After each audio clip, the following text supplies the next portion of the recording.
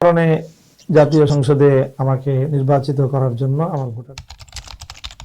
প্রথম কথা হলো, আমি কোরআনের একজন ধারক। আমি নির্বাচিত হয়ে বাংলাদেশের জাতীয় সংসদে আল্লাহর কোরআনের কিছু কথা উত্থাপন করতে চাই। যারা যারা মনে করে যে হ্যাঁ, জাতীয় সংসদে আল্লাহর কোরআনের কিছু কথা আলোচিত হওয়া প্রয়োজন, উচ্চারিত হওয়া প্রয়োজন, তারা যেন আমাকে সেই জন্য প্রতিনিধি নিযুক্ত।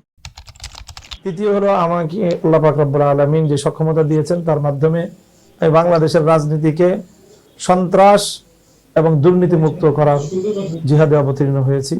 যারা মনে করে যে বাংলাদেশের রাজনীতি সন্ত্রাস এবং পেশিশক্তি মুক্ত হওয়া দরকার এবং দুর্নীতি ও লুটপাট তন্ত্র মুক্ত হওয়া দরকার, তারা যেন আমাকে নির্বাচিত করে।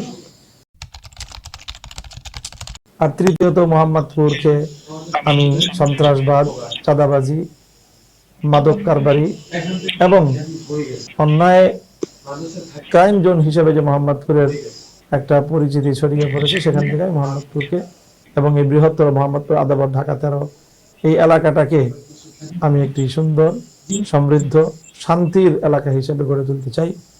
যাদের এটা কামনা, তারা যেন আমাকে নির্বাচিত করে। ধন্যবাদ। আসসালামু আলাইকুম।